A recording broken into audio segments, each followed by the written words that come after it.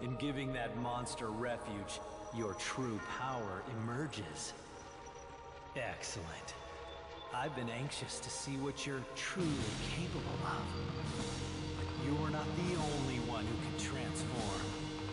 Now, accept your punishment.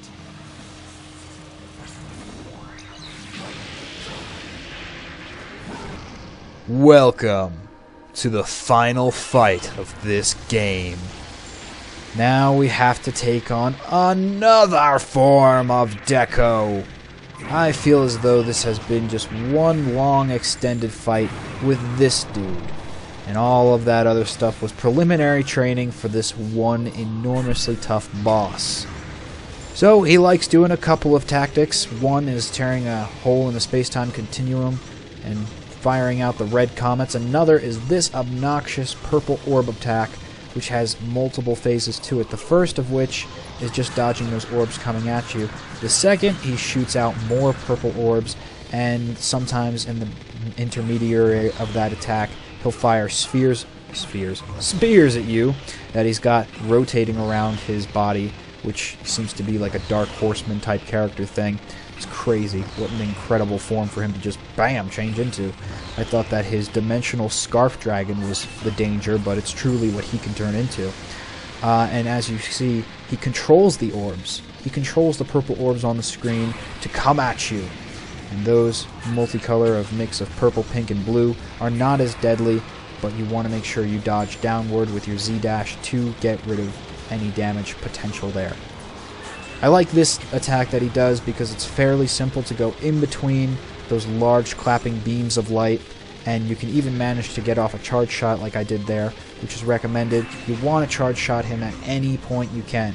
Because of this annoying purple orb attack, the more damage you get in before he does that move, the better off you are, because he sends the entire screen after you, is essentially what that attack is doing. And then, as if those purple orbs were not enough on the screen, look, he can combine tactics. Use the giant laser to chop the screen, use his spears to slice you down the center. He makes navigating incredibly difficult in this phase. I like when he sucks all the orbs towards the center of the screen, because it tends to be easier to find the gaps within them. But when he moves them back and forth, up and down and all around, oh, this is another annoying attack. And then it comes from the bottom. Jeez, he's quick with the draw. And this, I find it's best to stay in between, try and find a blank point where there's no comets going, try to go in between the squares and then just stay in that one spot. And if he tries to shoot out the spears at you while he's using that giant red laser, which takes a whopping amount of damage, the best way to dodge getting hit by that is to go closest to the recently fired laser and then standing right next to it, because that will allow you to be in the space in between. But the spears go up and down with the Z-dash to dodge those. Impressive, but your trust in that monster will be your downfall. Let's see how quickly your soul crumbles without her support.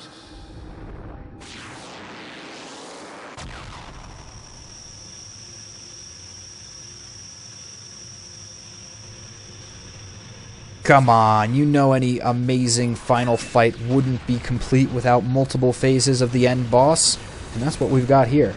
So now, in a different form of attacking him, we're not going to be shooting him directly head-on, although if you can manage any of the charge shots in your arsenal off while waiting in between shots coming at you, that's a pretty good tactic of yours to try.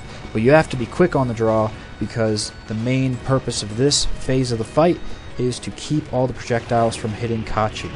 Now our life bar and hers are combined. Oh, and when he shoots that enormous purple laser, either charge shot it away or use melee on it. Crap, crap, crap, crap, crap. This is a more difficult segment of the fight.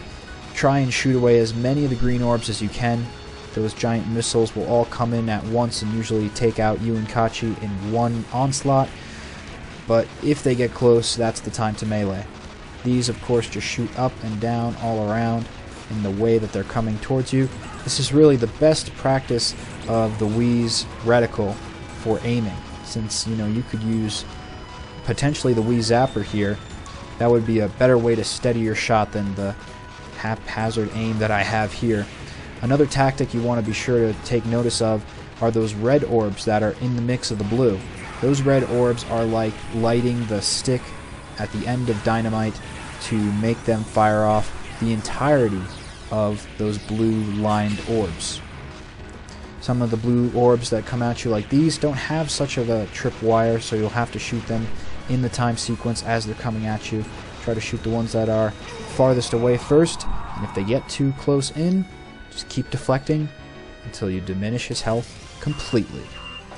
And that, my friends, is how you beat the final boss. Trust me, it took over an hour to try and beat this guy, so don't feel bad if you lose a couple times. Sometimes it's necessary to understand his patterns. And then eventually something will break, and you will break him.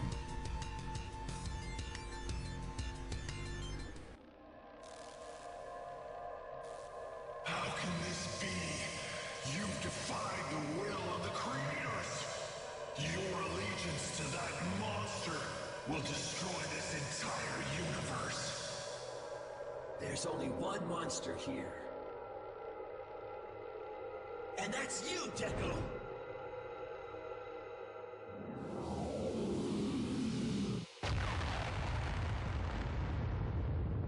Kachi. She's just Kachi.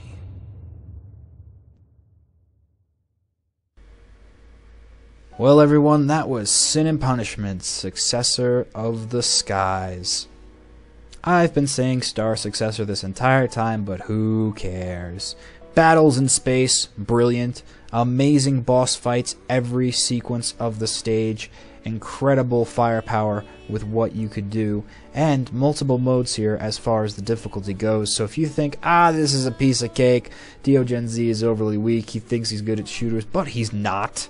And no, I don't think that. I just think they're fun games, and I like to drudge through them. Well, not really drudge through them, but power through them through all the game over screens that I got.